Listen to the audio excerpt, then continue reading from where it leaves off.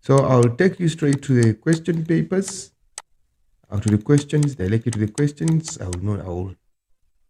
I'll straight disregard the instructions for now, but please, when you're writing your final examination, don't forget that you're supposed to go through the instructions. Okay. Section A, rural, urban settlement, rural and urban settlements, and the economic geography of South Africa. First question is rural and urban settlement. Okay. The first question says, various options are provided as possible answers to the following questions. Choose the answer and write only letter A to D next to the question numbers 1.1.1 to 1.1.8 in the answer booklet. For example, 1.1.9 D. So you just need to write something like that. All right.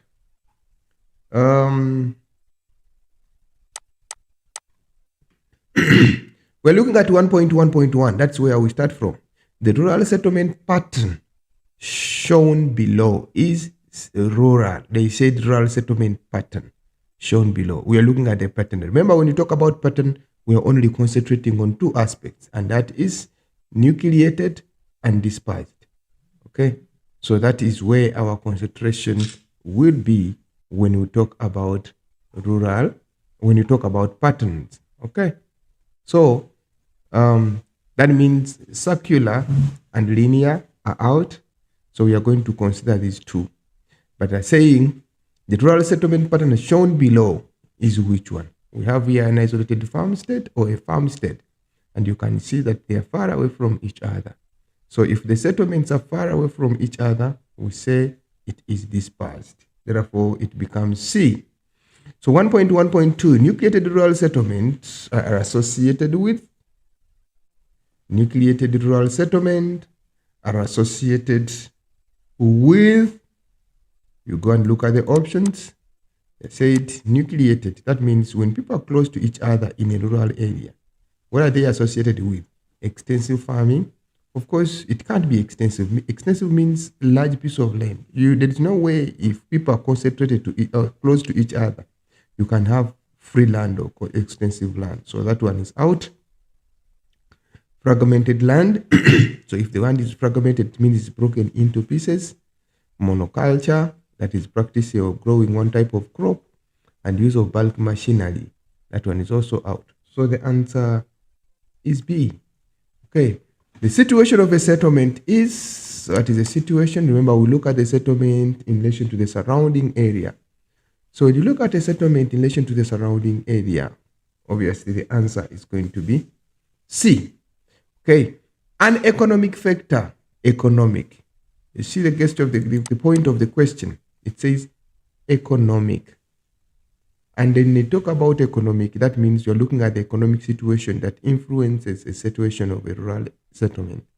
So if it's economic, of these ones, which one is economic factor? Fertile soil, microclimate, gentle, and local market. The answer is going to be D, because this is physical, this is physical, this is physical. This is now economic. Okay. We proceed. 1.1.5. 1.1.5. That is a social factor. Social, meaning something that affects people's lives directly. It is safety, rainfall, markets, topography. This is physical, this is economic, this is physical. The only social factor is safety. So that becomes A. Okay. A settlement below is described as, what is it? A settlement below. There is a lake here, and there are settlements around the lake or that farmstead.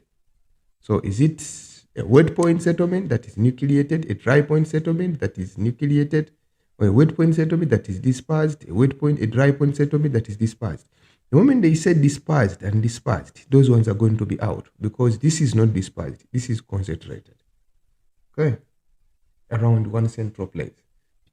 So if a settlement is close to the water body, it's a wet point, not a dry point. Therefore, the answer here is A. Okay. That is the shape of a settlement below was influenced by the sea. So I think you have seen cities like Durban, how they are, which shape do they form. This is a semicircle. So that means if you draw this other side, it will form a complete circle, but it is a semicircle halfway. So it's C. All right, and last one under that topic, under that section, is the physical factor. The word is physical. Is the key point. Physical factor that influence the shape of a settlement below. Which physical? So we have the reef here, and we have a river here. These are farmsteads, these are roads. Okay, a road is not physical. Okay, let's see here. So there is a river, which is a perennial river, narrow valley, which is in between these reef mountains. So fertile soils, we cannot see them here, and gentle land is not even gentle. So the two factors, that is 2 and 1, are right. 2 and 1 is A.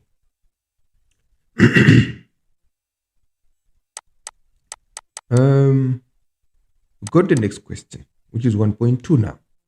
1.2 is a classification of a settlement. Remember I told you that we don't need to look at the question before, we need to interpret the diagram first. So here is an isolated farmstead or a farmstead, a hamlet, a village, which is specifically rural settlement here, then town, city, metropolis, and a conurbation. And here the arrow is showing that increase in the range. It means we're looking at the distance the customers are willing to travel for the goods and services. So increase in the number of the functions, the size offers, they also increase as you're going up. Those I mean the functions. So here they decrease as you're going down, and they decrease in the range. Okay. Let's look at the questions. 1.2.1. Settlement ranked according to function or population. When you look at that settlement, it's basically according to the function. What do they offer? Okay. Because when you say a settlement is according to population, is it looking at the population anyway? Okay. So this way, we look at the function. Remember, rural is unifunction and the other one is multifunction. So the answer is that one. A metropolis or a conurbation is made up of the city with independent town. A city with independent town. Obviously, it becomes a conurbation. A village or a town is the smallest urban settlement. Urban. So, smallest of the urban can't be a village. Obviously, it becomes a town. The range of a town or a city will be greater. The range of a town or a city will be greater. So, go with the city. That is the conurbation. Metropolis is the greater number of functions and size. Obviously, is a conurbation. And lastly, as the size of the settlement increases, the number of this type of settlement will decrease. Decrease. As the size increases, the number of the settlements will decrease. The next one, we'll go to this diagram. Let's interpret it first. Okay. It's talking about rural-urban migration, which is the movement from rural areas to urban. The arrow is indicating it. Here, it shows that they are farm areas. Here, it showed the word CBD. They talk about problems faced by rural areas like farm killings, poverty, natural disasters, lack of job opportunities, and mechanization that has taken away people's jobs. Okay. So B is the higher wages, better services, security, and reliable source of food. In B, those are the pull, and the other one is the push. The first concept to be defined is rural-urban migration. So this simply means the movement of people from where? From rural to urban. Movement of people from rural to urban areas. Next one says that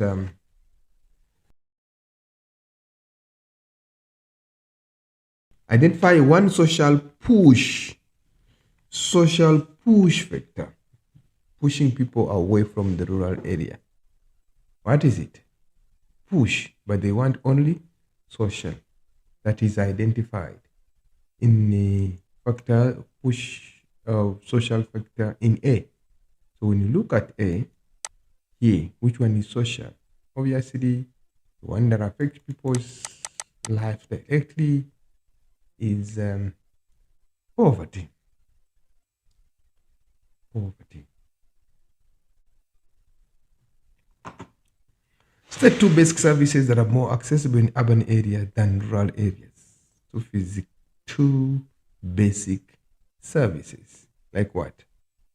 Better basic services. We can look at aspects like medical services. Okay. Medical services. Okay. Accessibility to running water.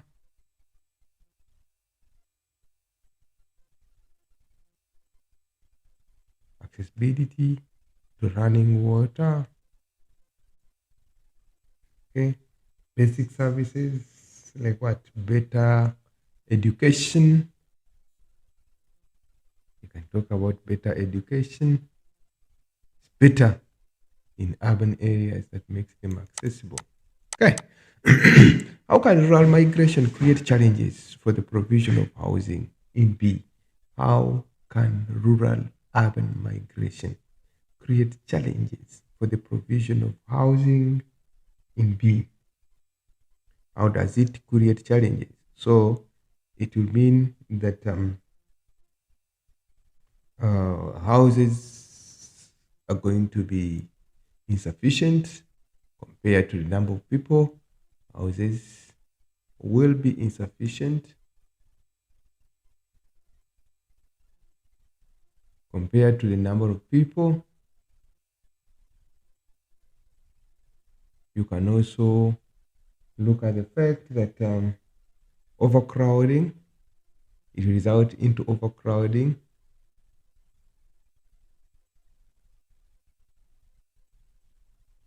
Overcrowding, it will result into overcrowding in the houses in urban areas due to frequent the influx of the people from rural areas. So you can supplement it. Okay, it suggests two intervention strategies that can be implemented by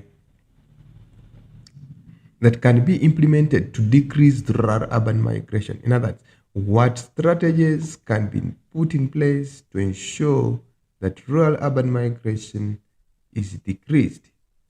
Okay, is decreased. Those strategies are going to be like provision of basic services to urban to rural areas,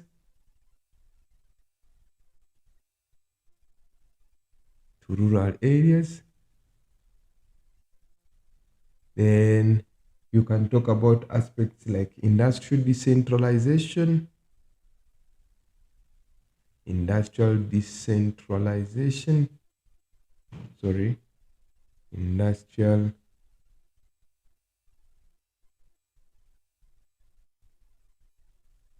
industrial decentralization. That is putting industries in areas where they've never existed. And we talk about infrastructural development, infrastructural development. Develop infrastructures in rural areas like roads, so on. Okay. Okay, we can also talk about improve the education or provision of education in the rural areas. Basic education in the rural areas. So in other words, what can be done in the rural areas to stop people from leaving rural areas to go to urban areas? Okay. We go to 1.4. 1.4 is referred to the sketch below of the photograph that show part of the area A in the rural urban fringe. Okay. What is a rural urban? Where is a rural urban fringe located? Where is it located? We say at the edge of the city or the periphery of the city. Where is the rural urban fringe located? Periphery, periphery of the city and rural area. Okay, the periphery of the urban areas and rural areas. Okay, that's where it can be located. State two economic activities in the photograph which are found in the urban fringe. Which economic activities? So that can be found in the rural urban fringe. We can talk about manufacturing. Then you talk about agriculture because I can see small farms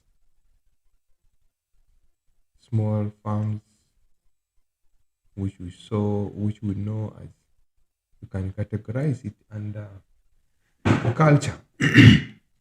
How does the economic activity B benefit from being located to the rural urban fringe? This B here.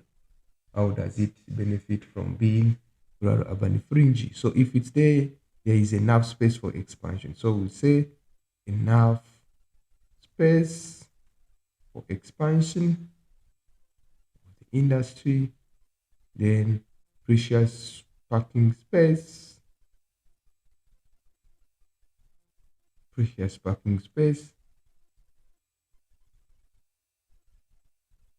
as they are not congested like in urban areas. Then you can also talk about uh, accessibility to the CBD and talk about accessibility to the CBD. Okay. Okay, how has the recent urban expansion of large cities changed the rural urban fringes? How has it changed the rural urban fringes? Okay, then we'll start there by looking at infrastructures for the building density uh, has increased. The building density has increased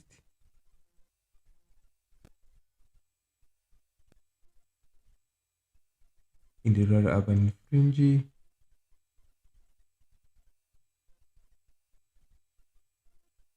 The building density has increased in the rural urban fringe. And we also talk about uh,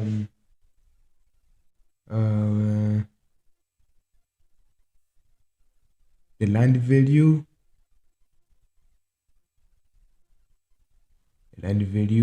of rural urban areas, of rural urban fringe goes up or rises. Okay, we're looking at what recent changes of the rural urban fringe.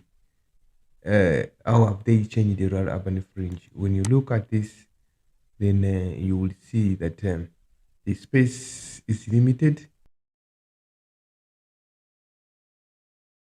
So many cities have developed the houses. Few major recent houses have developed in the rural urban fringe. Okay, because of that. 1.5. 1.5 is basically the informal settlement. Informal settlement in South Africa. We have to read this extract. Government reports suggest that between 2000 and 2001, informal settlements in South Africa increased from 300 to 2,180. The poverty levels in informal settlements are evident in the tiny spaces, overcrowding, and overlapping structures, conditions that create the conducive environment for the rapid spread of diseases. The human settlement sector set a target of providing housing with basic services to 400,000 informal settlement households by 2018, according to the government report and settlement the target have not been met. First question. Give one characteristics of the uh, settlements visible in the photograph. What do you see? Which kind of settlement? Small or medium houses. That is one. When you look at them, these houses are also close to each other. There is limited space for expansion. Then you can see the materials used to build these houses are not that high class materials. So we can say collocated materials are being used to build such houses. Okay, there is no well developed or well structured infrastructures. Okay, in that it's not a clear infrastructure and so on and so forth. So I want us to outline them down here, but they say they want one. So you can say medium or small houses or small houses are built. Okay, the building density, we can talk about small houses are built and no proper roads accessing the area.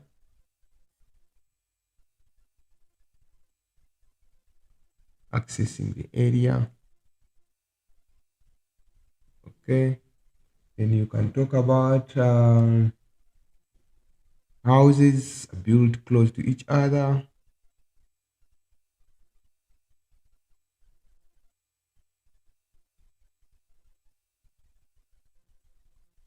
Then you can also talk about a lot of things, but they only need one. So you choose any of those ones.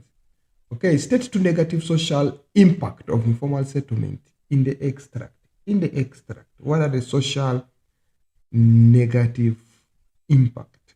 Have aspects like rapid spread of diseases, rapid spread of diseases, that is informal. Okay, that is social negative impact. Then you also have high poverty levels. High poverty levels. That is also social. You can talk about overcrowding. That is also social, but they need two anyway. Give two economic reasons for the rapid increase of socials. Why are they increasing, but they're only looking for economic? So we can say lack of income. Okay. Then there is high rate of unemployment. All those ones can be economic. And the last section under that question one is in the paragraph of approximately 8 lines. Explain why the government has failed to assist the communities living in informal settlement. Why do you think the government? Remember, learners, you write this in a paragraph question, but I'll outline them for you. However, the points you're writing in the paragraph, it should be a point that makes sense. Okay. So why do you think the government has failed? Number one, they are greatly increasing. So the informal settlement and informal settlements are rapidly increasing. So they are becoming too many, which makes it so hard for the government. Then you can also look at the fact that high corruption in the government. So people can't afford buying proper houses or getting proper houses. They end up having informal structures because of the corruption that is existing. Then you can also have inadequate statistics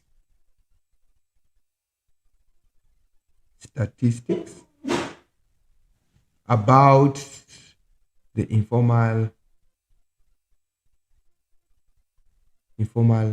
settlements. We don't have enough statistics or data to base on to say they are 10, they are 20, but they are ever increasing. That's why it's like that. Then you can also look at the fact that government lacks enough funding, limited or inadequate funds. Inadequate funds from the government. The government is not having enough money to do all that.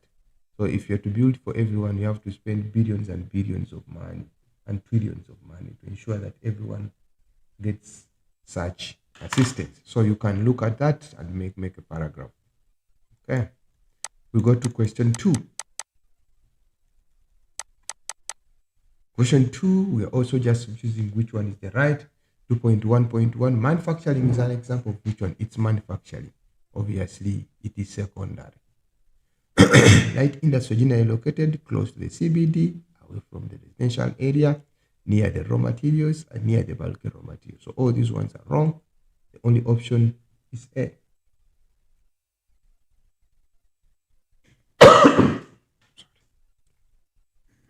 Okay, 2, 3. 2, 3.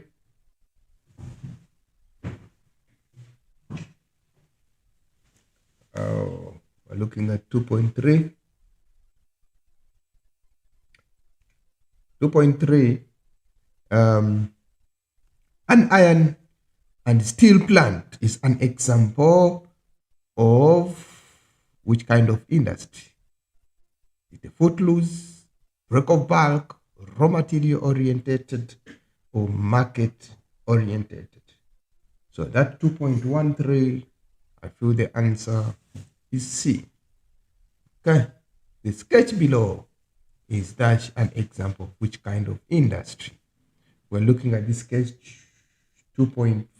So 2.4, I feel this is a bridge because it is change from one mode of transport to another, because these are this is like a truck on the road.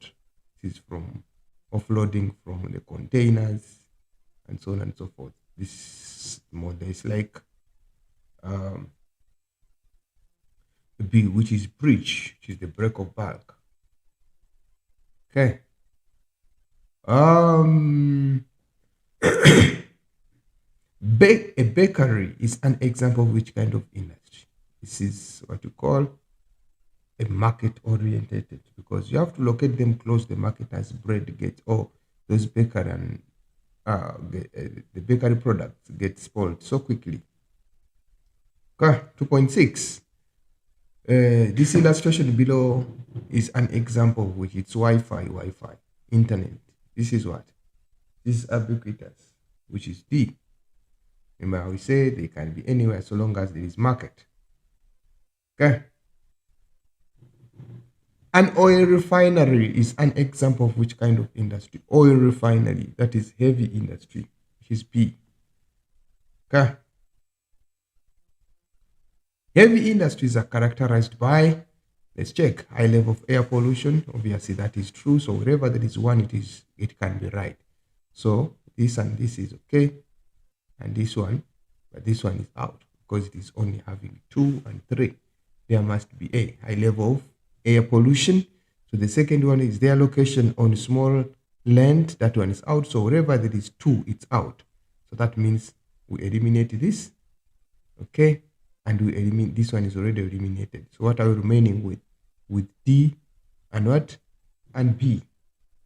So if it's D and B, let's go to the next one. This one says their location close to bulky transport. That is true. And low levels of noise pollution. No, they have high level of noise pollution. So it should be 2 and 3. 2 and 3 is D. Okay. We go down. We say choose the terms that match with the description. Exchange of goods and services between countries. That is Y, which is international trade. Unfavorable balance of trade. What does it do? That means if it's unfavorable, there is more import than what? Than export. So 2 is Z. It increases unemployment. So goods which are brought from another country, are they exports or they are import? Obviously, they are imports. Okay. 2.4, benefits of international trade, access to foreign currency and decrease in investment. It's a benefit. Decrease cannot be a benefit. So the answer is obviously the Y. Activities of the tertiary sector. Which activity? Transport and trade. Construction is secondary. So we take Y here. Okay. 2.6, an efficient public transport system. Public transport system increases economic cost or increases production. Does it increase economic cost? No. If it is efficient, why can it increase economic cost? Obviously, it will have to increase production. The difference in the value between the country's imports and exports, that is obviously the balance of trade, is the country's imports and exports, not what you pay for those imports, but what is coming in. So we have 2.3, which is referring to sugarcane production. It's an infograph. So we have to read it and we interpret the corresponding, the necessary diagrams that are there. Okay. So they say sugarcane farming. Although the physical factors on the east coast of South Africa are conducive to sugarcane growing or farming, the production has decreased. In 2 decades, the country's annual sugar production has shrunk by nearly 25%. The number of sugarcane farmers decreased by 60%. Many South African towns and rural villages would crumble as they are either partly or entirely dependent on the sugarcane farming. Demand for sugar is in the Southern African Customs Union has dropped from 1.65 million tons to 1.25 million tons a year, forcing South Africa to decrease its exports to the global market. So we see here the eastern side of South Africa with the province here, Mpumalanga, KZN. Now it's Durban here as a city. The first importance is creation of employment. Since they're barely or entirely or partly depending on sugarcane growing. So there is creation of what? Of employment. That is one. Remember, it's 2 times 2. So besides creation of employment, you can say provision of food, or let me say development of industries. Development of industries. Then we can also talk about provision of raw materials. Okay, to industries. It provides raw materials. So the sugarcane farming provides raw materials to the industries. Provision of raw materials. Okay, I'm just writing many, but you need a few. That is in the agro-based industries. Okay, then you can also talk about development of infrastructures, encouraging exports and imports, etc. But you only need 2 according to the mark allocation. So explain 3 economic factors that have negatively impact on sugarcane production in South Africa. Economic factors. Which economic factors that have negatively impact on sugarcane growing production in South Africa? They are looking at negative impact, but they only look at economic factors. So those economic factors, first of all, we have drop in demand according to the extract, drop in demand for sugarcane in the Southern Africa. So that means that is economic. There is no demand. Okay. Then you also look at aspects like loss of sales to sugar tax, loss of sales to sugar tax, loss of sales to sugar tax. Then you can talk about labor strikes. Those are all economic negative impact on sugarcane production. So labor strikes, that reduces the amount of workers that are going to be in the sugarcane production. And this result and lead to disinvestment. Disinvestment from South Africa. So people won't want to invest in the country. 2.4. Refer to the map extract below about Maputo Corridor Spatial Development Initiative. This is the SDI. Here we go. This is Johannesburg. It shows you Middelburg, Secunda, ML, Swaziland, Maputo, whatever. You can interpret Tanzania, There are very many aspects here, countries, but there is Maputo. First of all, what do we need to note? Johannesburg is part of South Africa, which is here. Okay, Maputo is part of Mozambique. Let's look at the extract that is provided below. If you're driving by road from Johannesburg to Maputo, is 581 kilometers. If you're going by railway transport from Johannesburg to Maputo, is 590 kilometers. Okay. The first thing is the Maputo corridor. The Maputo corridor was launched as a Spatial Development Initiative (SDI) in 1996, as the governments of South Africa and Mozambique initially sought to rebuild their economies and restore trade and investment ties. Both governments agreed on enormous potential benefits of rehabilitating the key elements of this vital strategic transport corridor, which links the port of Maputo with Africa's most vibrant economic hub, the city of Johannesburg. This Spatial Development Initiative was the means chosen to maximize investment in the potential of the Maputo corridor and fulfill the aims of sustainable economic and social development along its length and surrounding areas. Okay, so that is just supplementing the diagram above. First question, which country is linked to South Africa by Maputo Corridor Special Development Initiative? Obviously, the answer is anywhere here. Okay, Mozambique. So we say Mozambique. Okay. What was the initial aim of launching the Maputo Corridor? Initial aim of launching the Maputo Spatial Development Initiative, as stated in the extract. I think choose to maximize investments. Okay, so we can say here to rebuild, no, here it is written to rebuild their economies and restore the trade investment. So we shall say here, it's one mark, to rebuild their economies, and restore trade and investments. Restore trade and investments. Okay. Name one core industrial region that will benefit most from the Maputo corridor. One core industrial region. Since we are talking about Johannesburg and all that, the only core industrial region is P.2, which is Pretoria, Witwatersrand, and Vereeniging. Pretoria, Witwatersrand, and Vereeniging. Okay, 2.44. How will the Maputo Spatial Development Initiative create business opportunities for underdeveloped communities along the corridor?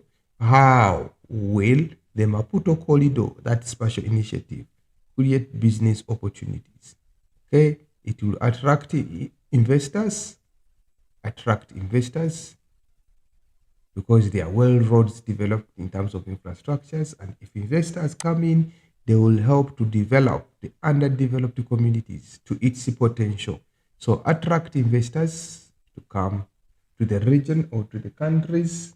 Okay, that is one. Then it will also help to improve infrastructural development.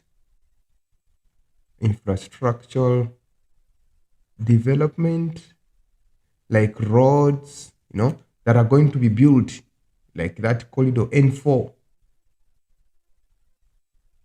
When you look at is it N4 or N14? Yeah, sorry, N14. That is basically built, linking those different areas. Okay, N14. Then you can look at other aspects like it will effectively allow full utilization of the available resources, effectively contribute to full utilization of the available resources, available natural resources. So they will be basically used because of the road so that they can get out the effective use of those resources. Lastly, under this section is that in the paragraph of approximately 8 lines, it's a paragraph question now. Here, explain how upgrading of the different types of infrastructures positively impact on trade for the core industry region mentioned above. So if they upgrade the different types of infrastructures, say roads, schools, hospitals, and everything, how will it positively impact on trade for the core region? Okay, it will positively impact on trade in one way or the other. Number one, it will improve accessibility. The area will be easily accessed. Easily accessed. So if the roads are upgraded, infrastructure is well built, so the area would be easily accessed. Okay, that's number one. And therefore, due to this, efficiency and production will increase. Increase in production. So how will production increase? Production will increase because roads are upgraded, infrastructures are upgraded, and therefore this will have a positive impact on this region as production will increase in this region because people will be coming through and in and out. So it will also make it easier for investors. It will attract investors in the region because the region is clearly well accessed because of the different infrastructure that are built, and that will allow to improve investments. Okay, so we can also say that trade with other, or it will promote trade with other countries or regions will easily be promoted. Why? The area is well developed, production has increased, therefore people will easily use or trade with those areas, and that will improve development. It will boost tourism in the area. Boost tourism in the area. All those ones are benefits that you can write in a paragraph format. You'll excuse me for my handwriting, but I'll improve over time. 2.5. Refer to the cartoon and extract below, which is on informal trading in defense of South Africa's informal sector. Here is a cartoon. The police officer is coming to someone who is selling, maybe on the street. Then he's saying, "Do you have a permit?" The lady is replying, "No, I can't afford it." Obviously, it simply means she's not having a permit. A shadow economy. Some call the informal sector the shadow economy. They also complain about the lack of tax paid by the informal sector. So many of our vendors are trading without permits and are subject to regular raids by the city's law enforcement, during which their goods are seized and fines are issued. They claim that official employment data underestimates the informal sector is based on the assumption that many people who undertake activities in the informal sector are mistakenly counted as unemployed because there is no proper data, or the employment data that is given is underestimated. Okay, the vast majority of the informal operators, 73%, earn well below the income tax, tax threshold of 79,000 per annum set by the South African Revenue Services. In addition, many informal sector workers, and particularly those in retail, pay VAT on their purchases. So what is a shadow economy? The contribution is not known. It means there's no proper data. We don't see their contribution generally. 2.5. Give the other name for the informal sector. Shadow economy. Shadow economy. Okay. Why does the trader in the cartoon not have a permit? Why does the trader in the cartoon not have a permit? Why do they not have a permit? She doesn't have a permit because, according to her in the extract, she says, no, I can't afford it. So if she can't afford, that's why she's not having. So the question is, why is she not having a permit? She's not having a permit because she can't afford it. Can't afford it. Okay. Quote one consequence from the extract for the trader who does not have a permit. Somewhere it is written that their goods are seized and fines are issued. So the question is saying, give one consequence from the extract for the trader. So these vendors are trading without permits and are subject to regular raids by the city's law enforcement, during which their goods are seized. So under that means besides the raids, goods are seized and fines are issued. Okay, goods are seized and fines are issued. Okay, why are people in the informal sector mistakenly referred to as unemployed? Why do they mistakenly refer to them unemployed? So the claim is that the official employment data underestimates the informal sector is based on the assumption that many people who undertakes this activity in the informal sector are mistakenly counted as unemployed. So that means there's no proper data. Okay. Because the official employment data underestimates them. Why these people are unemployed? Official data underestimates them. Official employment data underestimates them. Estimates them. Okay, underestimates them. How does the economy benefit from the informal sector? How do they benefit? First of all, employment, creation of employment. So they benefit because they are employed. Creation of employment, that is one benefit. Besides that one benefit, these people also pay tax. They pay VAT. They pay VAT on their purchases.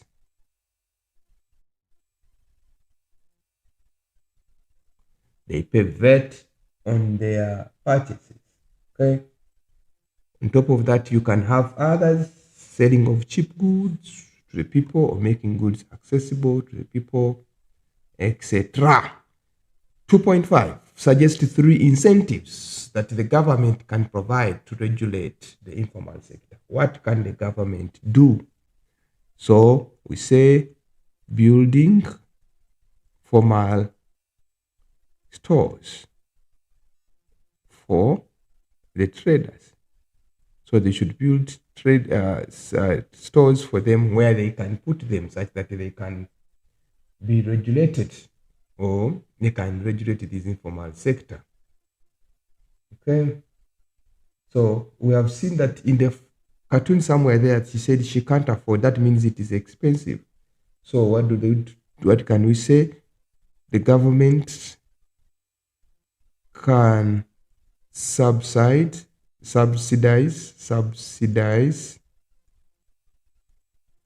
the permits. So let them put permits on raw costs so that everyone can easily have it, as they will be in position to access it. Okay. Then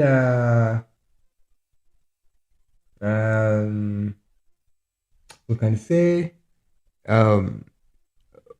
remember, there is there are not enough toilets for these people. What can they do? Build public toilets in the areas where the informal businesses are existing. Okay, then we can also talk about the issue of encouraging, educate them, and encourage them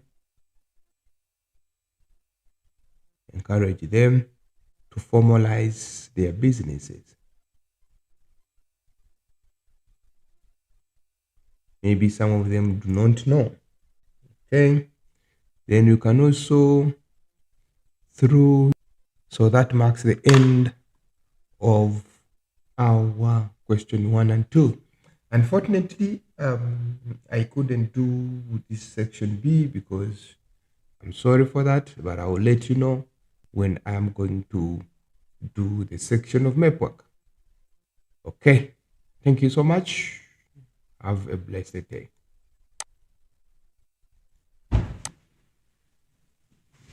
Recording stopped. So when the recording, I stopped it.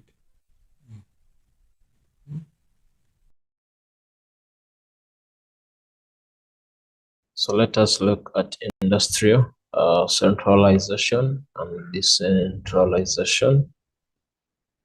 Like we spoke earlier, decentralization of industries. This is when industries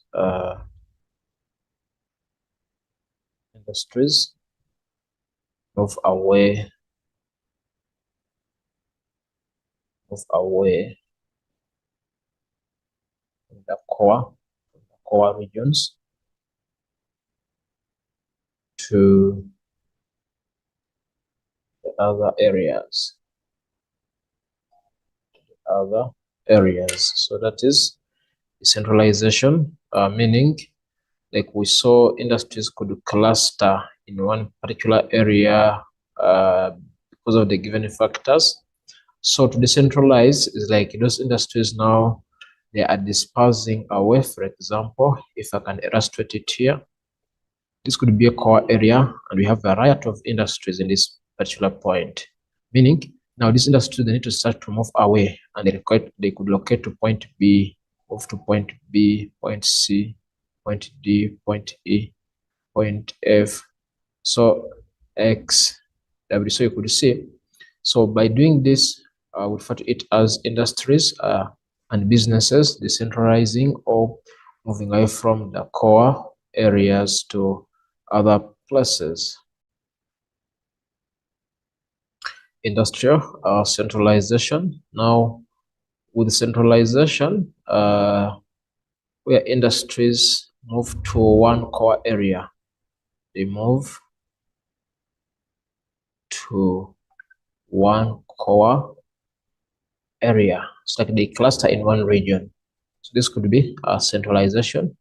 Remember, with decentralization, they move away from the core areas.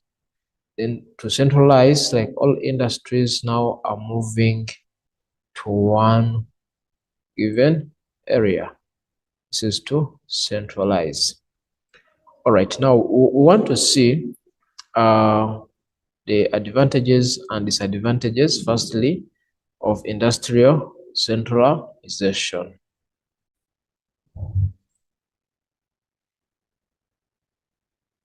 So reasons why decentralization must occur.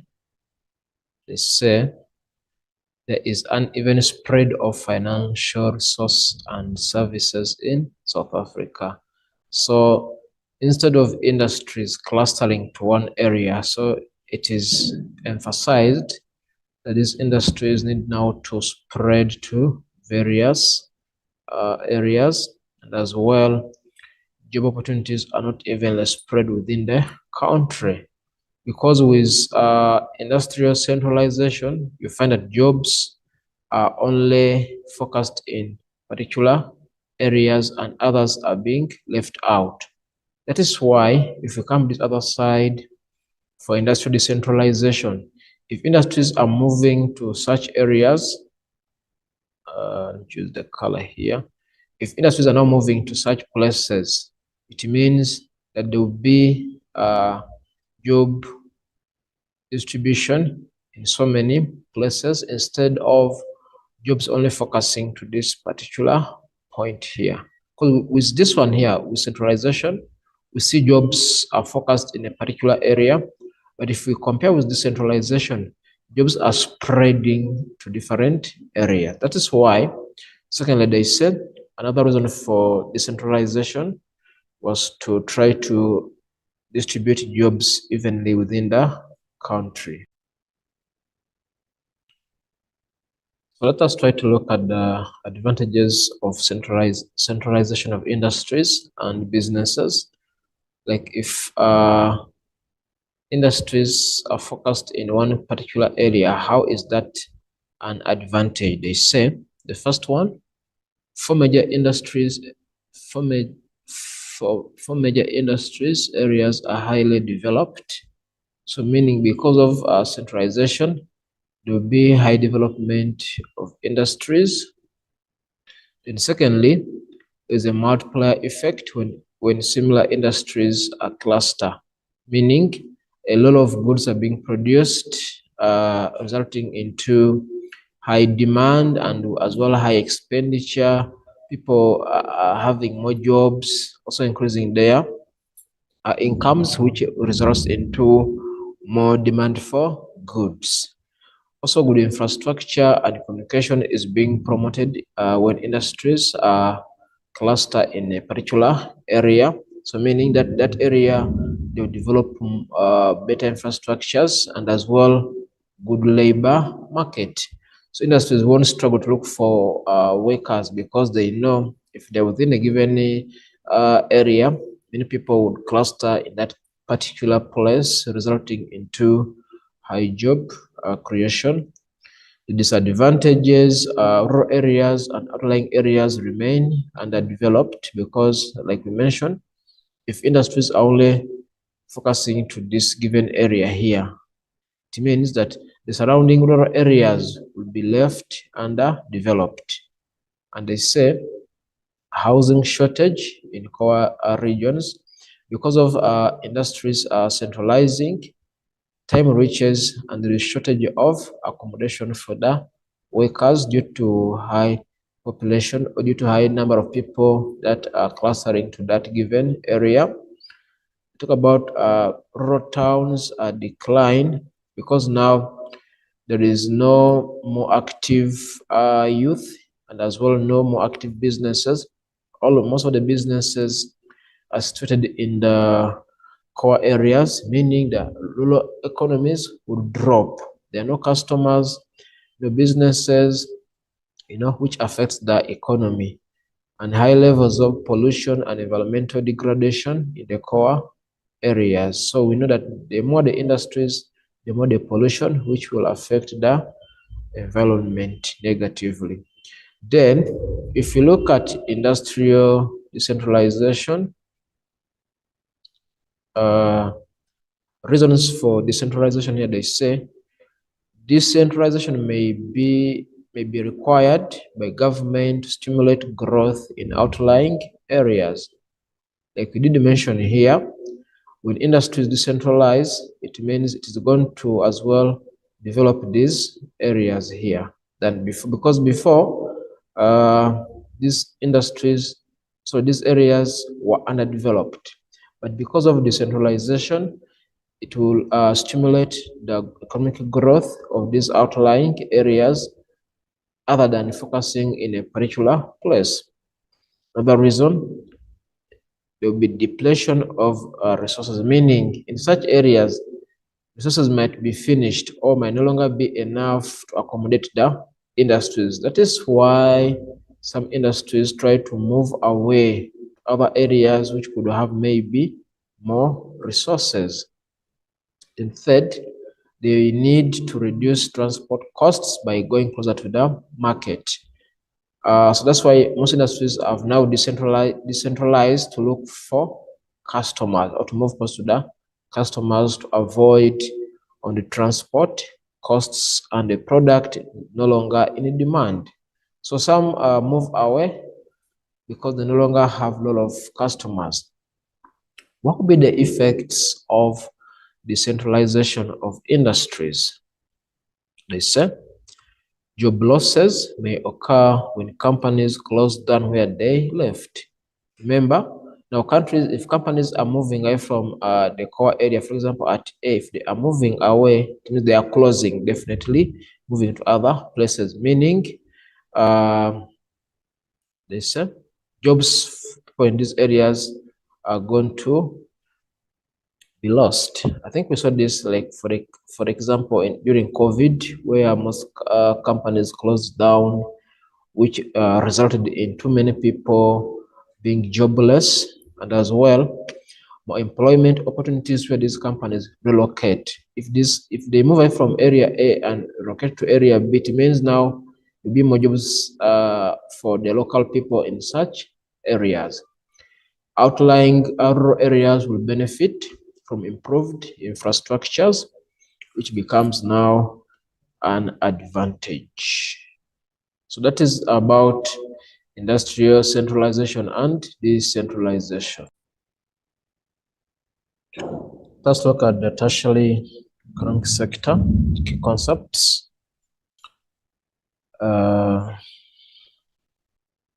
Tertiary, which says involve the provision and distribution of services to the businesses and to the consumers. Like we saw with primary sector is about extraction of raw materials. Then we saw the secondary sector, processing of raw materials. Now, the tertiary sector, they say it involves the provision of services to the businesses and to the consumers. And as well, we could say provision of goods and services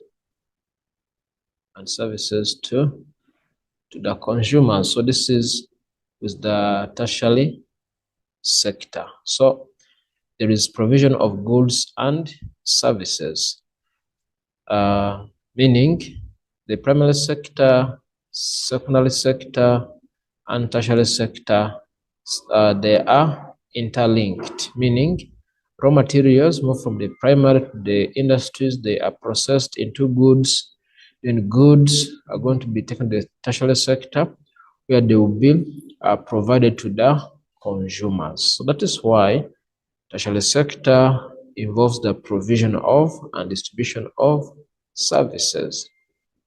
And we spoke about the difference between a good and the services. We said the goods are tangible and services are intangible.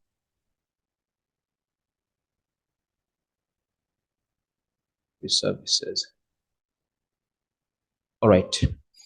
Then we as well another concept, which is centralization, and we saw more about this, which means over concentration of activities in a few core industrial areas, meaning that industries are more clustered in P.2 in Gauteng, Durban Pinetown, it is in KwaZulu-Natal, Port Elizabeth, and the Southwestern Cape.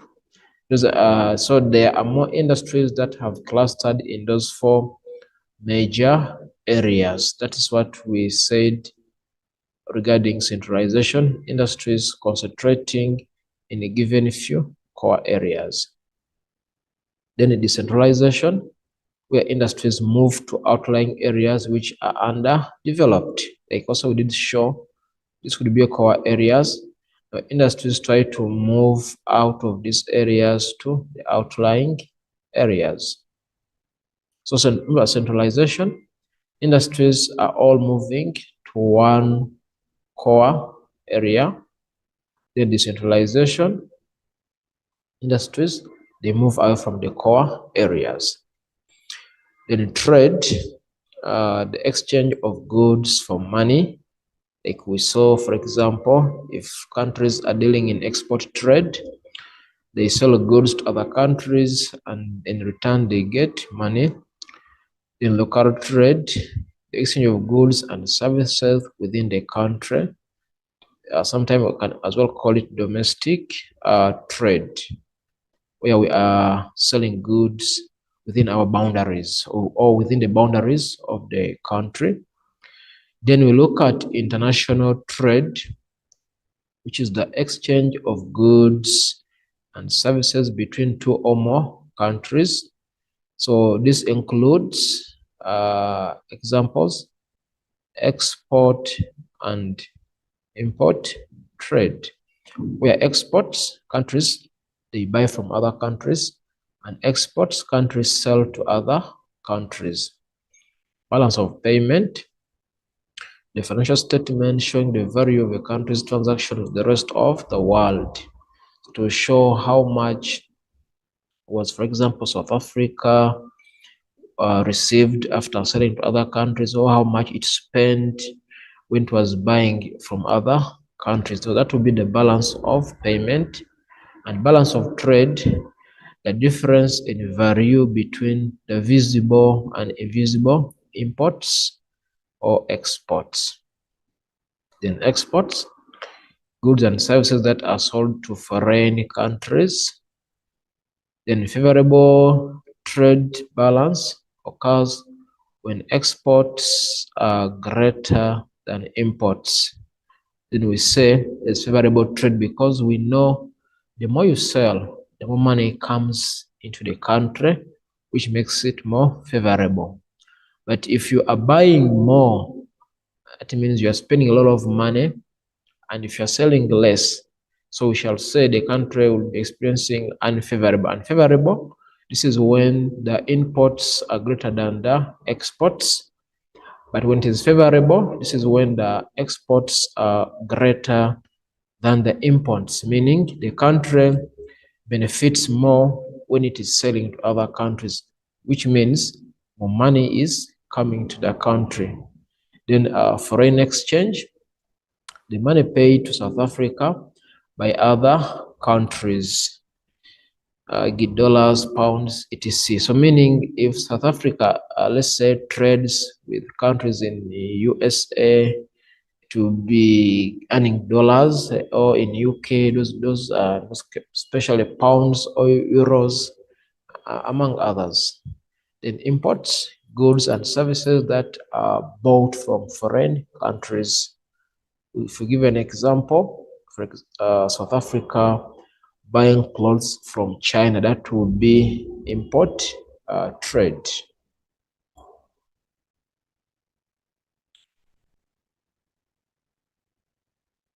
Our next is informal sector. Like all along, we have been looking at the formal sector. And formal sector, as we know, these are registered businesses which contributes to the GDP and as well to the economy positively. If you look at the informal sector concept, it says the unregistered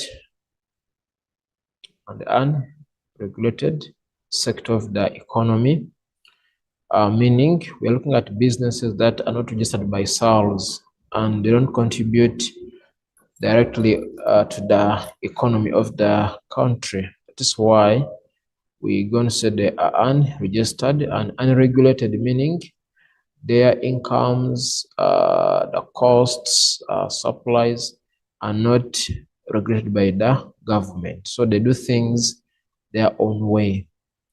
Now, let us try to look at the characteristics of the informal sector. What is it made of? They say operations are on a small scale, meaning most of the businesses that are under informal sector, they are on a smaller scale. For example, if you look at people and say street vendors, hawkers, hairdressers. And most of these ones, their businesses are on a smaller or on a small scale, meaning they don't usually have businesses on large scales. Low costs are involved in starting a business. So, for example, if you're a street vendor or if you're a hawker, you don't need a lot of money to start the business. That's why we say low costs are involved, or you need less capital to start the business. Low use of technology, but labor intensive. They don't use much of technology, but then at times they inject a little bit of more capital, or meaning you need more workers in that particular field. No access to credit facilities from financial institutions.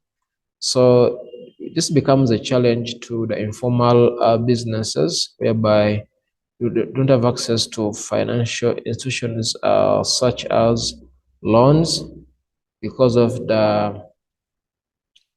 these financial institutions are scared to lend money to these informal businesses due to security reasons. So it becomes a disadvantage to the informal businesses, usually owned by families.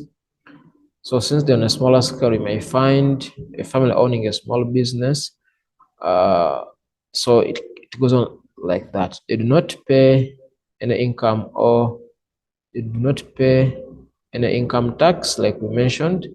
They're not registered by SALS, so they don't contribute positively to the GDP or to the economy. They are as a result of unemployment and poverty, meaning that most people are into informal businesses because they fail to get formal jobs, and also they're into poverty. So this forces them to start these small businesses as a way of surviving. Now we look at reasons for high informal sector in South Africa. Why are many businesses are into this informal sector? Or why do we have so many informal businesses in South Africa? Number one, they don't pay taxes. So because they know they're not contributing to SALS, because we know formal businesses, they have to pay a percentage to SALS because of their businesses. But for informal businesses, that's why it is on a rise, because at the end, they're not being pressurized by the government to contribute to SALS. They form as a result of unemployment. So meaning that many people in South Africa don't have jobs. Therefore, they go into informal businesses as a way to start up something, as to survive. So employees don't contribute to pension or UIF funds or medical aid. So it is another reason why the high rise of these small businesses, because whatever they earn goes straight to their pockets without any other contributions such as UIF or medical aids. They form due to poverty. As we know, many people are unemployed, are living in poverty, food insecure. Therefore, they go for such informal businesses or activities to reduce on their levels of poverty. So drop in the economy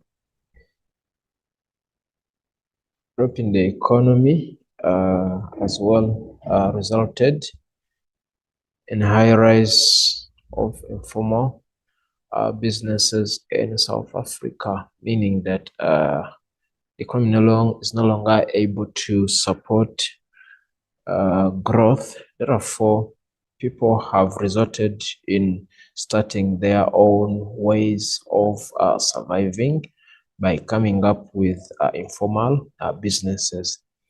Others, they lack formal skills. That is why they engage into these informal businesses, because majority of them do not require formal skills. Because we know, if you look at formal skills like medicine, law, engineering, where you need to go formal training to acquire skills. However, informal businesses such as street vendors, hawkers, hairdressers, they don't need too much of the formal skills to operate such businesses. That is why there is a high rise in such. Second, another factor or reason, it is cheap and easy to start, meaning it is not that complicated as compared to the formal businesses, because we know formal businesses, there are a lot of things that need to be worked on, such as compliance with the municipality laws, etc., which makes it a bit expensive and not easy to start. Therefore, with informal businesses, most people engage in them because it is easy and cheap to start.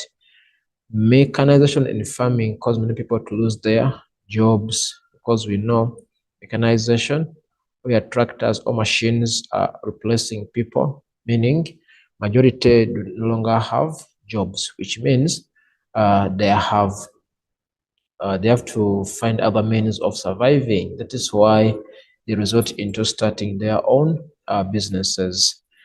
And another reason, formal businesses subcontracting for businesses that they can evade taxes. So another reason, and immigrants who do not have work permits as well resort into these businesses to survive, because with formal businesses, like we mentioned before, it will require them to have a variety or to be compliant with the immigration laws. All right. Now look at challenges facing South Africa's informal sector, where they say one, lack of support from the local government. So in this case, the informal business do not get support from the local government. This could be as a result of not them being registered or not known. It's like they're in the shadow kind of market. Therefore, they don't get support from the local government to boost them or to improve on their capital, which at the end becomes a challenge.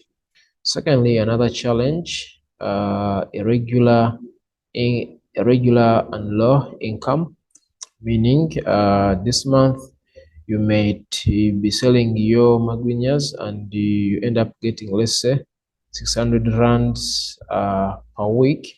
Then next week it becomes a challenge and you sell the fat cooks and maybe you get 200 rands. So there's no stability in the income. That's why we say the income is irregular and low. Then limited access to financial assistance, like we mentioned earlier. So this becomes a challenge because majority of informal traders won't have access to financial assistance such as loans. Because we know these financial assistance requirements, they'll ask for securities, So because these businesses are not registered, so the financial lenders are scared to offer loans to such. Lack of education. Majority of these informal traders don't have education, meaning they don't have required skills like to boost their businesses, and the lack of storage facilities, like we mentioned, they move from one place to another. So they don't have permanent storage facilities where they could keep their items or goods to be in good conditions. Yeah, these are some of, as well, we can mention about the weather conditions. E.g., at times could be rain, coldness, and heat. it is too hot. So also this becomes another challenge. And as well, could say they are harassed by municipality,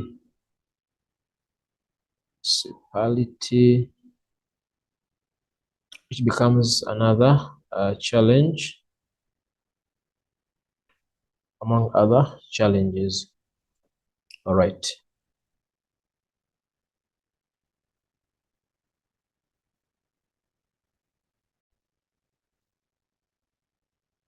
The importance or the role of the informal sector in the economy. One, provided critical or much needed employment for the poverty-stricken. So like we said, because of the informal businesses, many people are able to employ themselves or start up something which at the end will reduce on their poverty levels, improve their quality of life, because we know at least they are able to earn an income, meaning they're able to afford some of their basic needs, meaning they'll be able to improve on their life, reduces crime among us, the unemployed, because we know one of the major causes of crime is unemployment, where people don't have jobs, then they resort to crimes such as robbery, hijacking, etc. Therefore, if there are these informal businesses where people can start on their own, it means it reduces on the levels of crime within the country and contributes to the country's economy, whereby people are being employed, earn income, etc. And informal traders support formal trading, where they get goods from the formal sector, because we know people like nowadays I see a lot of people selling chicken livers, chicken feet by the roads, meaning that at the end they are buying that from those formal shops. Even hairdressers, they buy from formal shops, and at the end sell them as informal businesses. So it somehow they are supporting the formal businesses of more trading, encourages entrepreneurship amongst communities. As we know, this is people are able to start their own businesses. So those are some of the importance of the informal sector. Then we look at the strategies for strengthening the informal sector, because we know despite not being unregistered and regulated by the government, but now they need to be strengthened, because we have seen one of the importance of this informal sector, creating jobs, reducing poverty, reducing crime, etc. So meaning that sector as well has to be strengthened. In which way? One, the government can provide storage facilities and support services to ensure that the items or the goods of the informal traders are kept well and in good health. And as well, education in entrepreneurial skills and training, like to offer more programs to ensure that the informal traders also acquire more skills or acquire more business skills so as to improve on their businesses. Provide financial support to the informal assessment, because we saw the challenge that they faced. They never had access to financial support such as loans. So if a government is able to come up with a strategy on how best to support these informal traders, this will boost their income and as well improve on their informal businesses.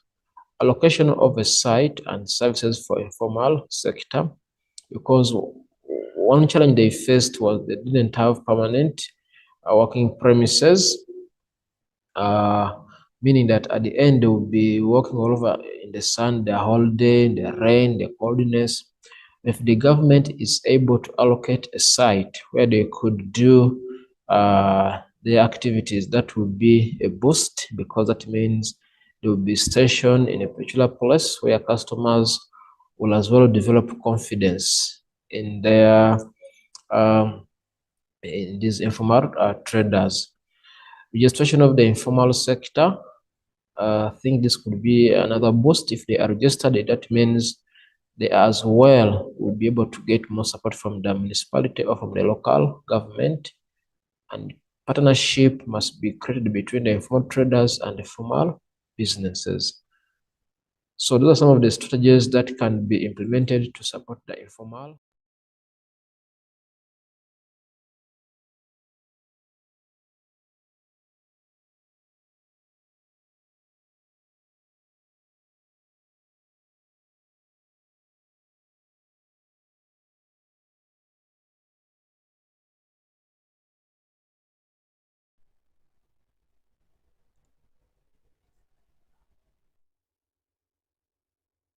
Learners are going to be close. Communal ownership of land. That means if the land is owned communally, everyone can have a share and can stay where they want.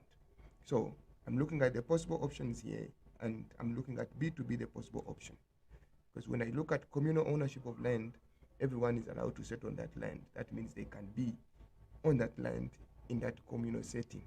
So I'm looking at the best option to be water source, which is abundance. Okay. Then we go to the next question that says, an advantages of rural nucleated settlement. Advantage of rural nucleated settlement is which one? Advantages of rural nucleated settlement. I'm looking at C as the best option. A dash is the location of the settlement in relation to the surroundings area, and I'm looking at D as the best option. Okay. A dry point settlement is located far away from the water source because water is scarce. No. Far away, far from water because water is a threat. I'm looking at that to be our best option. Okay, because it's not near water. So the two near water, I look at them as not the right options. 1.6. The sketch below refers to that shaped settlement. Which one is that? You can see it's a crossroad. These are settlements cross. So you can see the option is what? It's C. So they say the circular shape, it's the shape of a settlement below. The key is indicating that these are buildings here. This is a lake, it's a road. Okay. So if these settlements are in this circular shape, which ones? What influences the circular shape is a lake. Do you have a lake here? Yes. Go to 1.18. The following physical features, physical factors determine the site. Physical. First of all, let us take out what is not physical. Accessibility to the road is out because it is not physical. This at the market is out because it's not physical. Which one do we have physical? Reef is physical, fertile soil is physical. So we have which options do we have? 4 and 3. So 4 and 3 is D.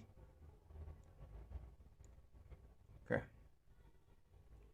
Go to the next question. Choose the word or the term to refer to answer this one. So their answers are here. The process whereby increasing percentage of country's population is concentrated in urban area automatically is Y. Okay.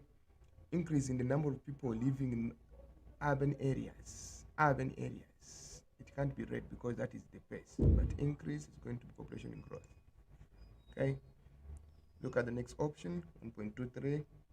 1.23. The process whereby people move from urban areas, we're looking at urban, into the surrounding rural area. Therefore, the best option for that is counter urbanization. Okay.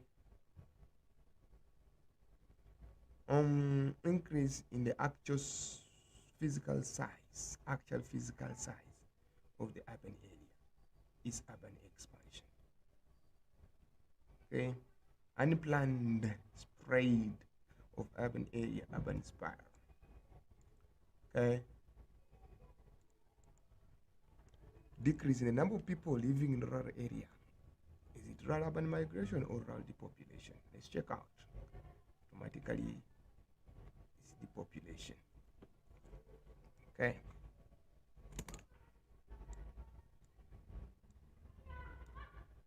Then the arrangement of a settlements in an area from the smallest is hierarchy, which is Y. So therefore, here we have Y. Okay. So here we have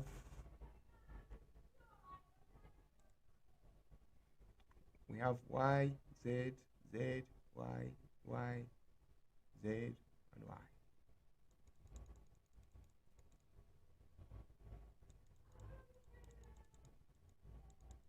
Then you have a text here that we need to read before you proceed. It says South Africa fresh approach to land reform. South Africa currently faces a problem as a process of land reform has advanced too slowly and much of the land that has been transferred has become economically inactive. Conflicting or different views cause South Africans to have questions about land reforms. What is the future of the land reform in South Africa? Can the process be accelerated? Will it produce equal outcomes? Does those interests will be served? Okay.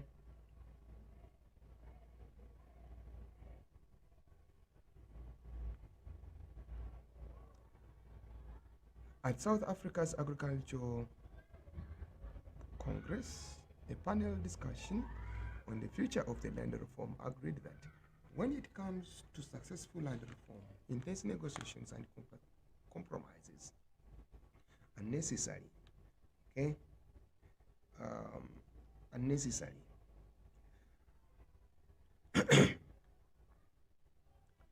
um, Unnecessary. Sorry, in South Africa. Sorry, conflicting or different views cause South Africans to have questions about land reforms, which is which what is the future of the land reform in South Africa? Can the process be accelerated? Will it produce equal outcomes? Whose interests will be served? At South Africa's agriculture, um,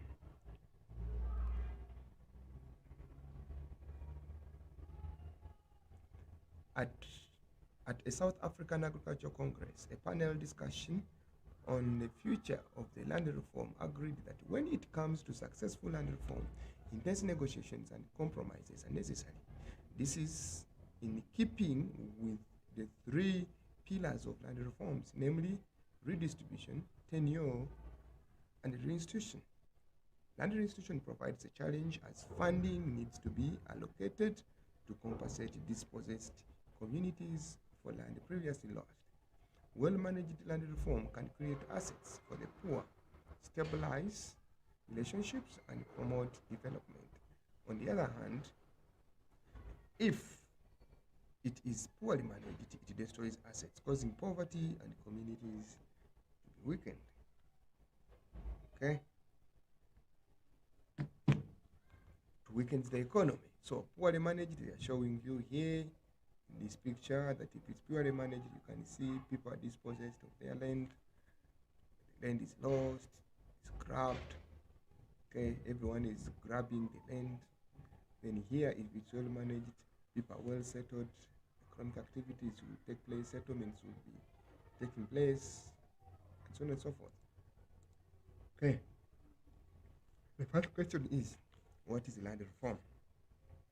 When I look at land reform here, how do I define it?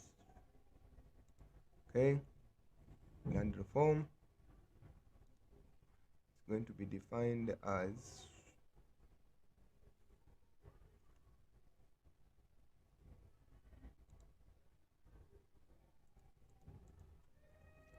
land reform will be defined as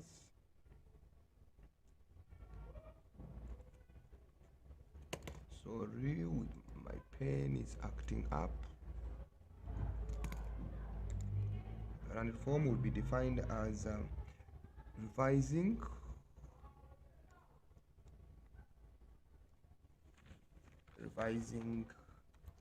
land policy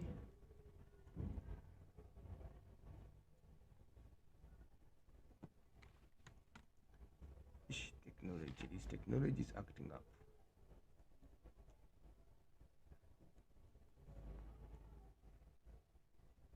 All right, sorry, my pen is acting up, but I'll try to sort it out immediately.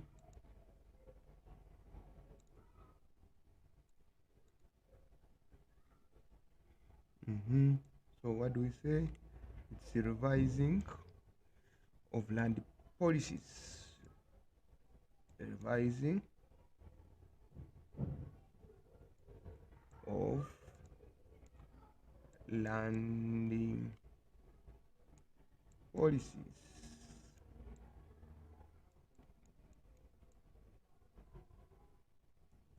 Revising of land policies. So that is going to be the land reforms. Revising of land policies. Okay.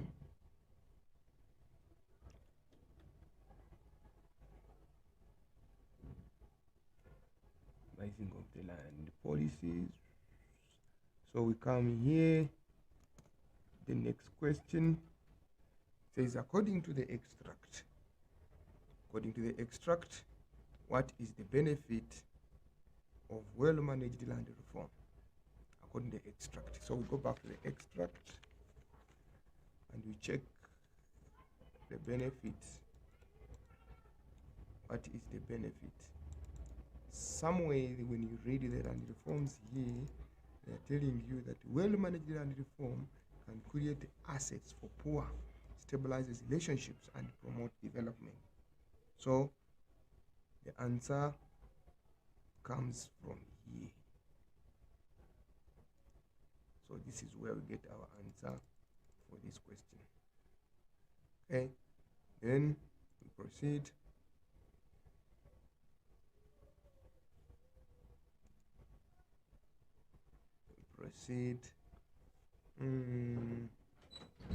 Why is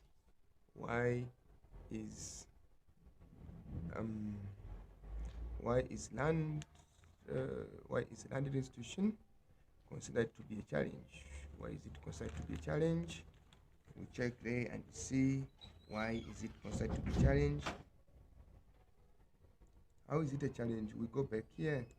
Land restitution, it is indicated somewhere here that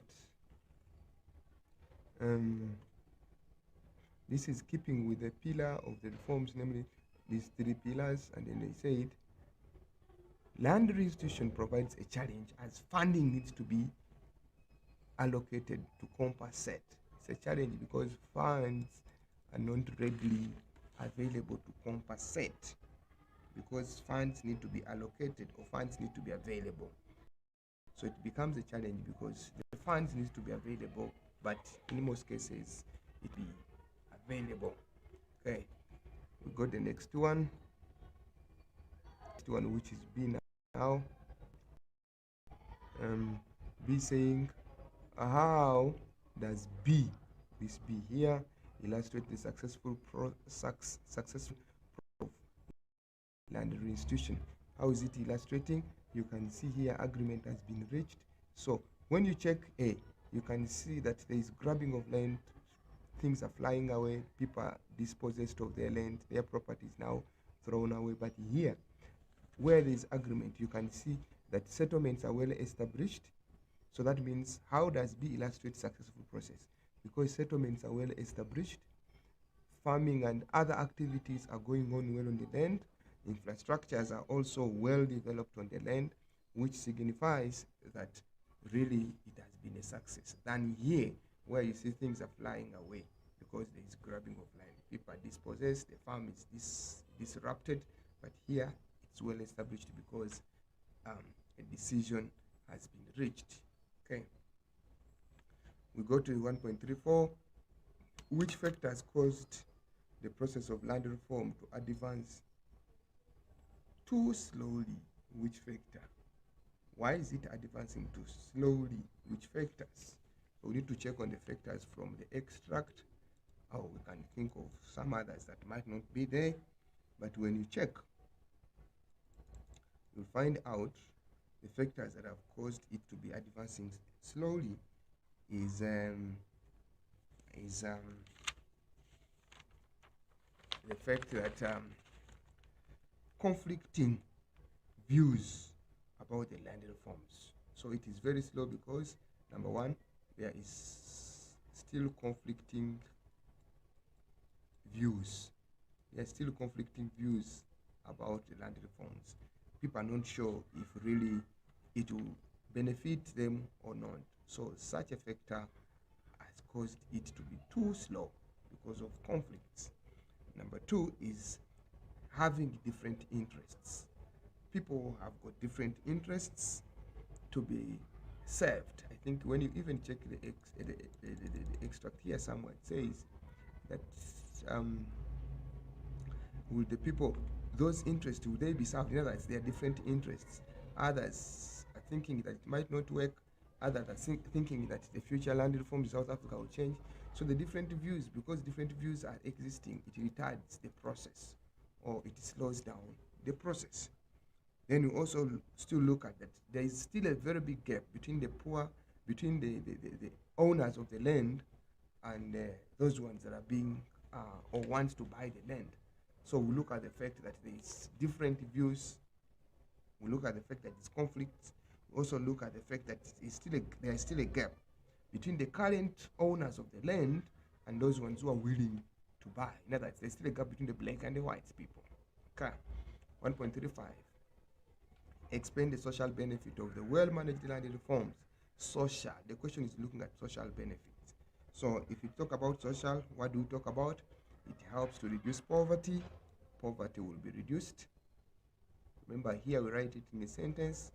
Poverty will be reduced. That's in the first social benefit. Number two, it will stabilize relationships. Stabilize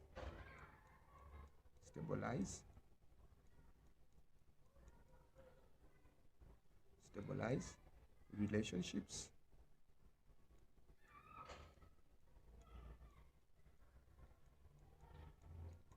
It will stabilize relationships. Okay, maybe you can also look at people's standards of living will also improve, but since it is 2 max times 2, poverty will be alleviated or reduced, stabilizing relationships and also improving. So if poverty is reduced, automatically the standards of living will be improved. Okay, we got the second question or another question that talks about the question we have it here, which says that it refers to the infograph below of a central business district of Johannesburg, okay, as a land use. So we come here, the graph here is indicating from low to high, this is the land value, and A, which we said is the CBD, B is the transition zone. You can see the profile of the urban area going outwards. And they're showing you that the land value here in B is in A is high, in B it is still high, but not reaching B, and so on and so forth. As you go outwards, the land value declines. Okay. Then there is a text here that says the CBD Johannesburg has experienced a decline in economic investment over the past 20 years. This has been due to the problems such as crimes, inefficient public transport, decay, decrease in inaccessibility. These factors have forced businesses to relocate to outlying business districts, giving rise to commercial decentralization. In spite of this, the land value remains high in the CBD. The transition zone is generally dilapidated, but maintains high land value. Okay, we go to it is indicated these are the structures of the CBD of Johannesburg as it is indicated in the text there in the infograph. State 2 characteristics of Johannesburg CBD. What do you see here? The buildings are too tall. Okay, the height of the building is very high in the CBD. Okay. Number two, you also look at the building density. Okay. The building density, the buildings are so close to each other. All right. It's only 2 times 1, so you need to give those two facts. Okay. Which of the land use has the highest value as indicated in the graph? Which one has the highest value? Obviously, the graph here is indicating that A has got the highest value. And when you look at A is what? Is a CBD. So the CBD has got the highest land value. How does the land value in that answer above influence the building density? Automatically, if the land value is high, the buildings are going to, every past business person would like to put where the land value is high or to develop the land value. So meaning that where the land value is high, the business, many businesses are attracted. And if very many businesses are attracted, it simply means we are going to have more buildings. So the building density is going to be high where the land value is high. So here, building density is going to be high where the land value is high. Okay. We go to the next one. Why is the transition zone generally dilapidated despite the high land value? We look at exactly what is happening in the CBD. The CBD has got these problems of crimes, public transport hard to access, and so on, which means that gives a chance for people to extend to the transition zone, which results its land value to also increase. So why is it generally having a high land value? Why? Because the city or the CBD has got a lot of problems that results into people leaving the CBD going to the transition zone, and reaching the transition zone, it increases its land value. So the land value is high because the land value is still high and the buildings are dilapidated because of the increasing population that are transiting towards that region. Number one. Number two, we also look at the fact that the transition zone is accessible. Okay, it's a bit accessible, or the pressure that is put to the CBD has resulted into people leaving the CBD going to the, which means that increase in the population has resulted into generally the buildings to be dilapidated, yet the land value is still high. Okay, we proceed to the next one. 0.45. Why is the outlying business district attractive for the relocation of businesses? Why? So the outlying business districts, because it is far away from the CBD, so that means there is enough space. There is enough space for the expansion. That is the first one. Enough space for expansion. Enough space for expansion. Okay, so enough space for expansion in the outlying business district, which attracts businesses because there is space for them to expand their businesses. Then you also look at them, besides that, they will have enough space for parking, enough parking space, meaning that clients or customers, parking space, clients or customers that are coming to those businesses will have where to park and do their shopping, which attracts businessmen to do their businesses in such areas. Okay. We also look at most of these outlying business districts are close to residential area. What does that mean?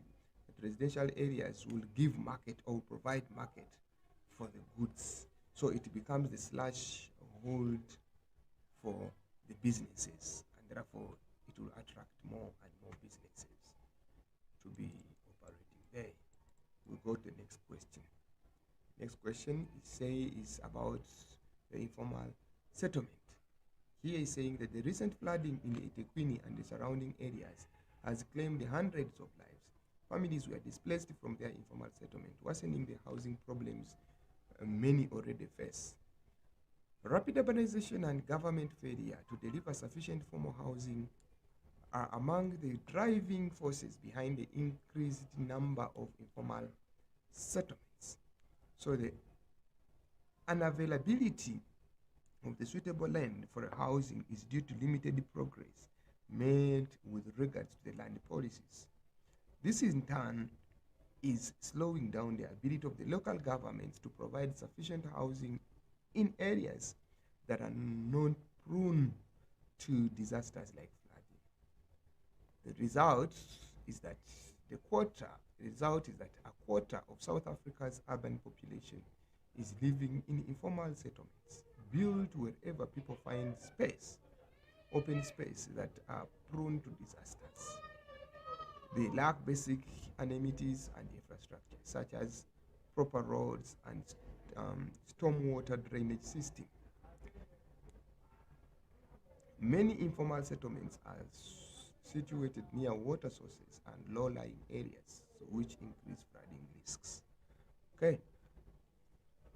We got the question. What is informal settlement?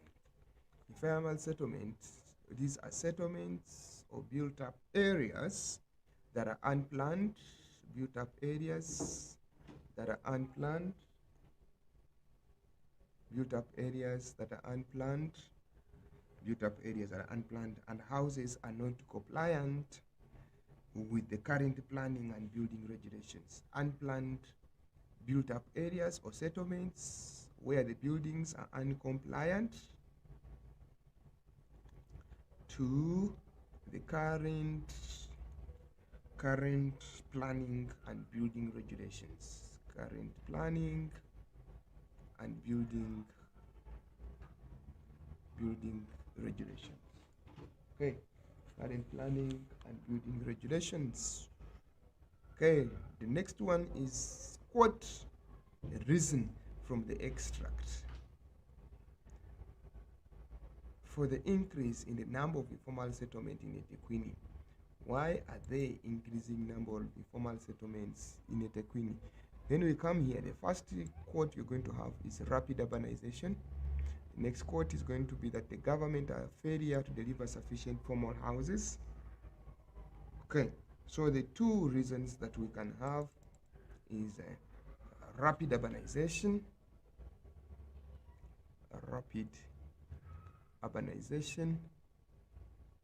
okay, and the government failure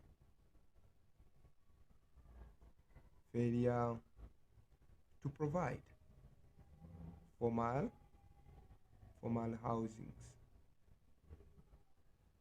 Okay. The next one is why informal settlement in eThekwini is at risk of flooding. It is at risk of flooding because number one, it is situated close to water sources.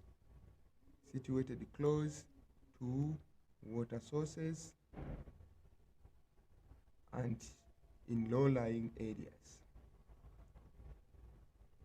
It is situated close to water sources and in low-lying areas that can be flooded at any time.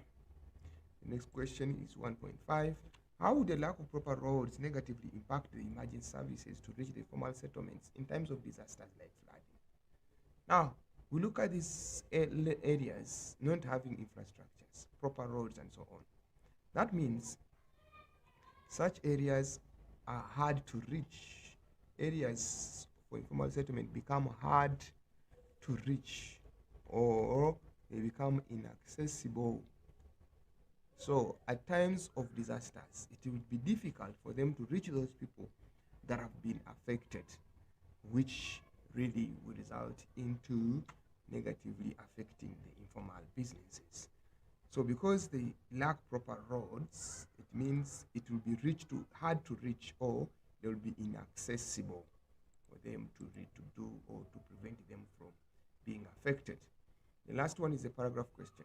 In this context, the paragraph question is saying, in a paragraph of 8 lines, suggest the measures to prevent flooding-related disasters. Flooding-related. So the question is looking for the way we can prevent flooding-related disasters in such areas. How can we do that? We can do that by number one, suggest measures to prevent flooding-related. So the first way is by relocating people, relocating to other areas, that are free from flooding. Okay, you can also look at encouraging people to avoid settling close to water sources,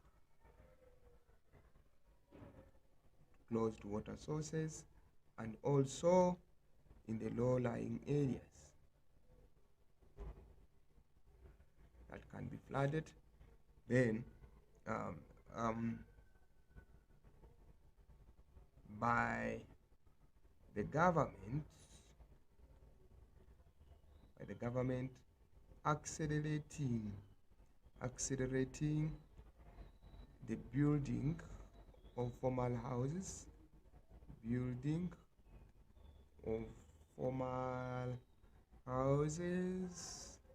You can also look at others like by building or by encouraging, by educating masses about the disaster of building in low-lying areas. Okay, we can also use embankments. If they have built their houses, they should put larger or big embankments to prevent flooding to their houses. Such cases can solve the problem. Okay. We can proceed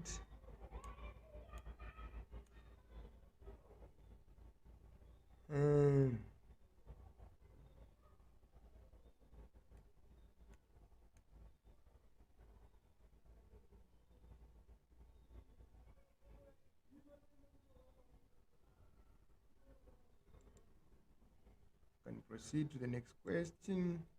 We refer to this diagram here, to this table here. We have utilities runs in millions. Here is the gross domestic product for 2020. Here is the gross domestic product for 2021. You can see that there is a slight improvement there. Utilities, this was in 2020, so this column here is for 2020, this column here is for 2021. Okay, so you need to analyze them and get to see some of the possible questions. So we are moving ahead to question 2. The dash of the countries refers to the total value of goods and services produced by permanent inhabitants. We're looking at those people that are permanent inhabitants, those people that stay in the country. What do? That means I look at this one, and permanent inhabitants become the citizens, and therefore they are the nationals of the country. So the answer is A. Okay, South Africa's gross domestic product enables 2. Is it employment? Not really. Economies of other countries. It enables to compare. So the South Africa's GDP, it helps to compare economies of other countries. Does it enable to compare the economies of other countries? So the South Africa's gross domestic product enables one to compare to other economies. Yes, it can also be standards of living, to compare the standards of living. Not really. Import and exports, not really. Basically, they all look similar, but to me, I would choose B. Economies of other countries. There's also employment.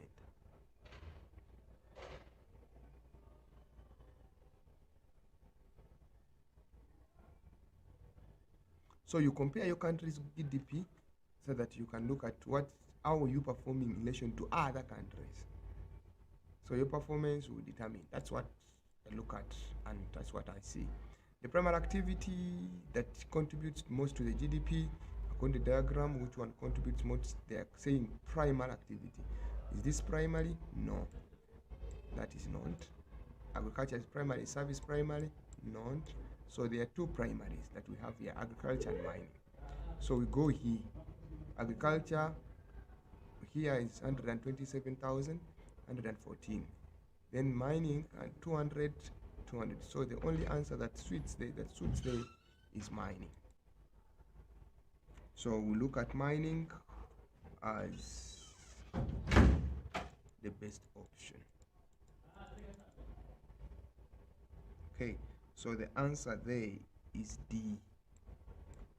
All right. A tertiary economic activity that contributes most to the South Africa's GDP. We're looking at tertiary now. That means you're looking at service. There's a service here. There's utility, which is also a service. Public administration is a service. Transport is a service. But which one contributes most? Okay, which one contributes most to South Africa's GDP? So we come here, we look at those services. This one is 10, this one 3,342, this one is 1 million. So when you look at those public administration is that 300, which one has the biggest number? So we look at service as the best option.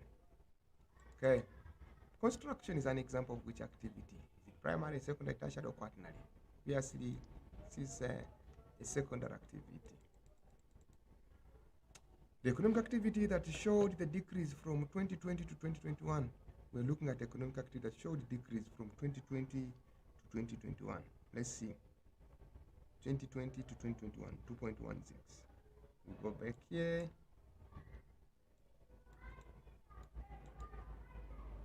Which one contributes more? Which one showed decrease from 2020 to 2021? Those activities. Yeah. So the options that are given here: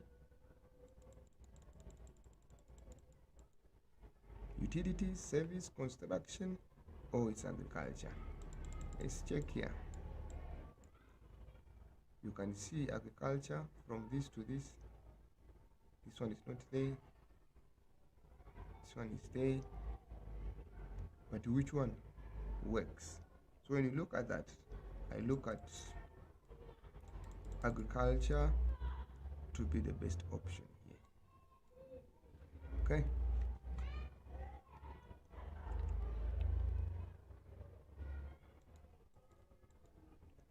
The economic activity that contributed most to this most to the secondary. So let us see which one is secondary here. Is this secondary? No. Is this secondary? No. That means we are similar with A and C. Construction and manufacturing. Which one contributes most? Automatically it's manufacturing. You go back to the table and you will see construction and manufacturing. Which one contributes? This is 500. This is no, wait. Which secondary? So we have construction and manufacturing. Construction is this. Which one contributed most? Let's check.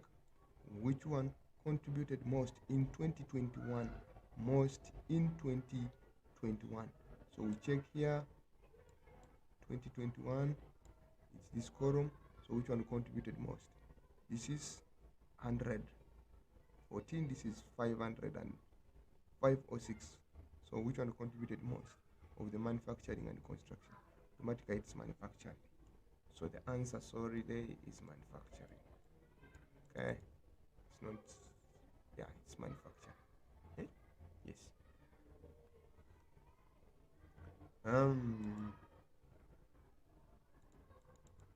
1.82 statements below are true respect of the sector contribution to South Africa's economy. Primary sector contributes least. Secondary sector contributes least. This is wrong, obvious. Primary sector contributes most. This is wrong. So the best option, primary sector contributes most. Obviously, this is true, and this is true. So So 1 and 4. So the answer is B. So B becomes this option. Go the next one. Match the columns. Okay, match each type of industry to the diagram. Okay, they're saying that located close to customers, automatically that is market. So here is market because of the perishable goods they are located.